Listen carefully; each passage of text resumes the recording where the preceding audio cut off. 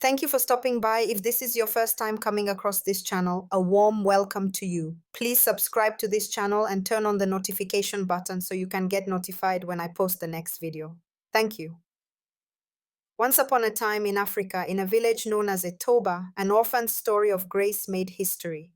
Zara lost her mum when she was just 6 months old. Her father, Zadua, took care of her single-handedly. Their household was peaceful until his father decided to marry another woman. At first, Idaya was very kind. She took care of Zara like her child. Everything was going on well until Idaya became pregnant. She became overly unbearable. Zara was about 2 years old then, but Idaya expected behavior from a 5-year-old from her. She would curse at her for every little childish behavior she exhibited.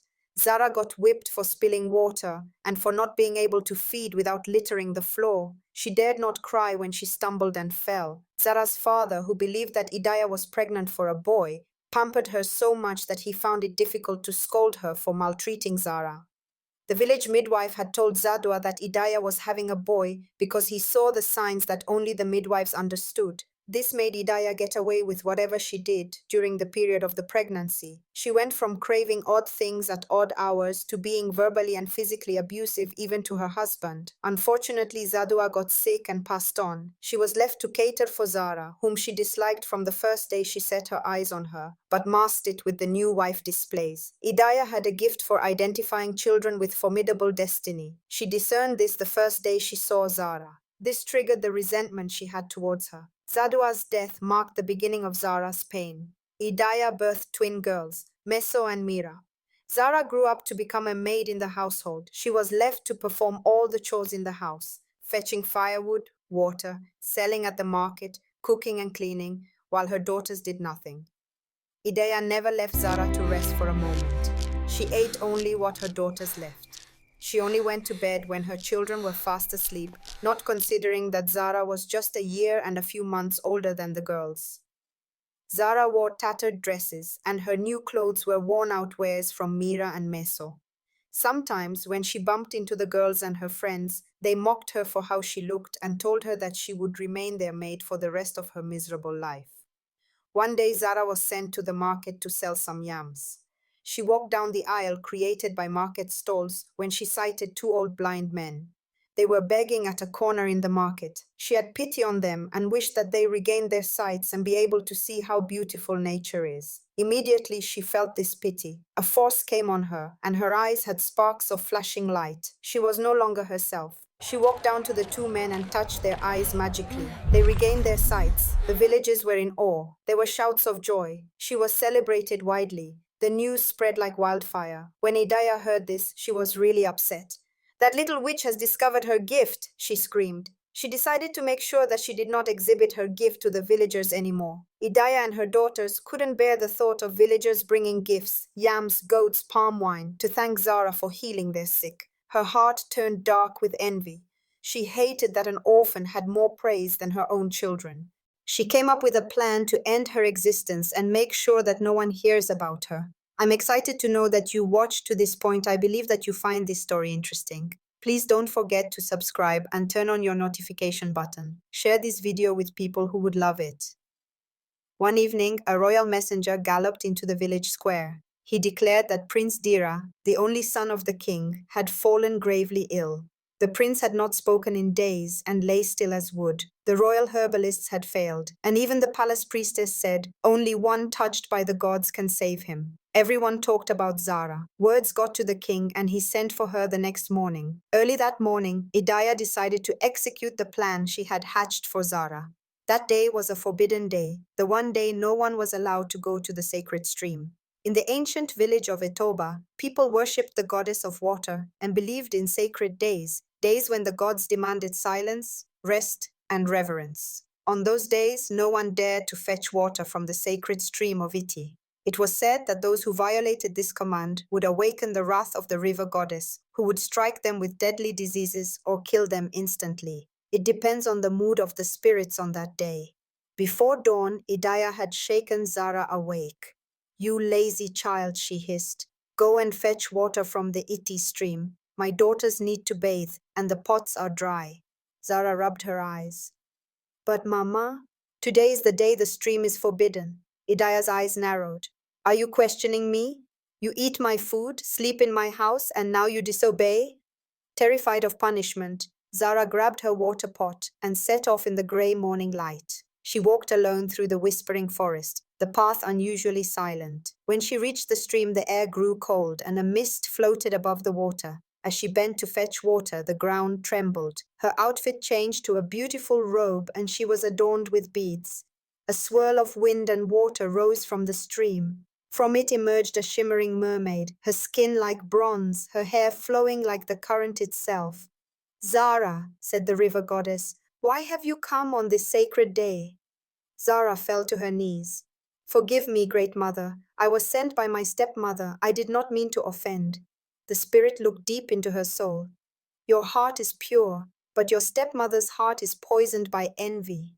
Tears welled in Zara's eyes. The prince is dying. I was supposed to heal him today.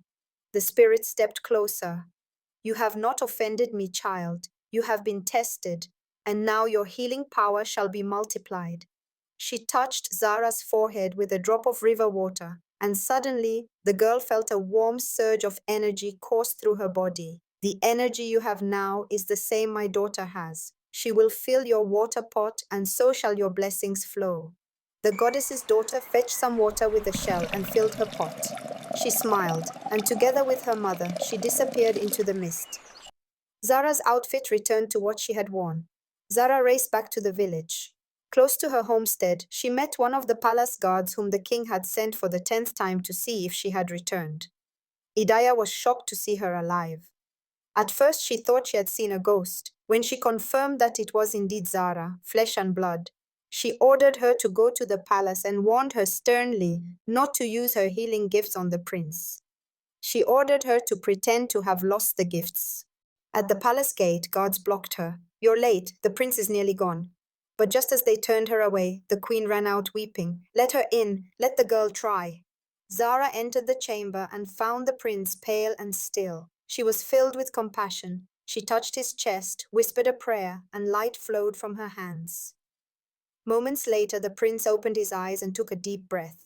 The palace erupted in cheers. The king fell to his knees and declared, "From this day, Zara shall be the royal healer, and any who seeks to harm her shall answer to me." When the king demanded to know why it had taken Zara a long time to get to the palace, he learned what her stepmother had done, and he summoned her. She begged for mercy, but the king ordered her to go and fetch water in the same stream she had sent the poor girl to that same day. According to the king, the decision to spare or take her life depends on the spirits she encountered there. If she survived, she was expected to bring home water from the stream, which would be examined and confirmed by the chief priest. When Idaya did not return after 3 days, it was confirmed that she had been killed by the spirits. Her daughters, shamed and weeping, were sent to serve in the palace kitchens as punishment. Zara moved into the royal compound, where she healed, taught, and lived in peace. The people called her the daughter of the spirits, and on every forbidden day, she would sit by the sacred stream, not in fear, but in gratitude. 10 years later, life in the palace had become a dream for Zara. Since she healed Prince Dira, she was celebrated not only as the royal healer, but as a daughter of the gods. She lived in a special chamber close to the prince and queen, dressed in the finest woven cloths, and was loved by all. Her days were filled with laughter, joy, and healing, but not everyone shared in her happiness. Deep in the palace kitchens, her stepsisters, Mira and Meso, burned with bitterness. "She walks the corridors like a queen," hissed Mira, pounding yam harder than necessary. "She's even more beautiful now," Meso muttered. "The prince smiles whenever he sees her." "She must fall," Mira said, "and we will be the ones to bring her down." The two sisters schemed in darkness, and soon a plan took shape, one so vile it could destroy Zara's place in the palace forever. One quiet morning, while the royal family prepared for a festival, the queen discovered something terrible. Her favorite beaded necklace, an heirloom passed down from her ancestors, had gone missing. The entire palace was thrown into disarray. "Search everywhere," the queen ordered. "Only the gods know who has done this." As servants scattered in fear, Mira stepped forward with trembling lips. "Your Majesty, I saw Zara pass near your chamber this morning, alone." Gasps echoed.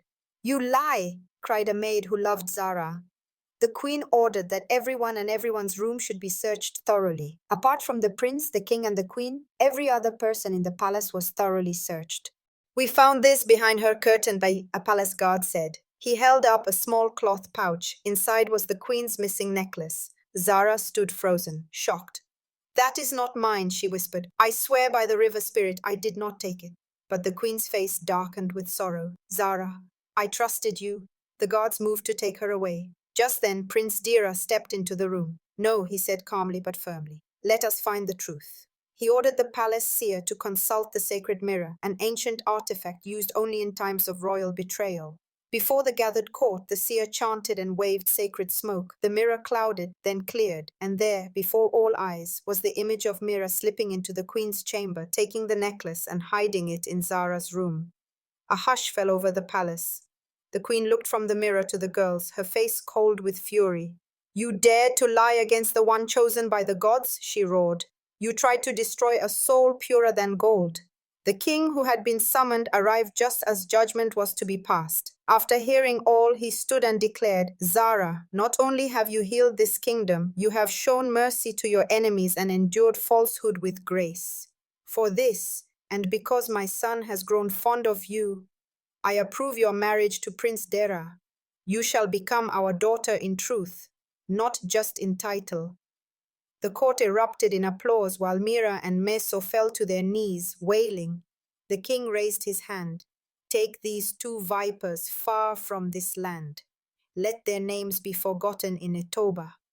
The guards dragged the sisters away as their cries faded into the distance.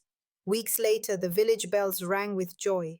Zara, radiant in blue and gold, walked down the palace aisle beside Prince Dira. The river spirit was honored with songs, and elders from across the land brought gifts. She became not just a healer, but a queen, a symbol of light, resilience, and divine favor. And every full moon, she still walked to the edge of the sacred stream, not to pray for power, but to give thanks, for mercy, for truth, and for a destiny no enemy could destroy. No lie, no envy, and no trap can stand when the truth walks with grace. Those who are chosen by the gods will always rise, even from the deepest fall. Thank you for watching. Please subscribe and turn on your notification button. Do share the video with someone who would love it. Kindly share your thoughts in the comment section.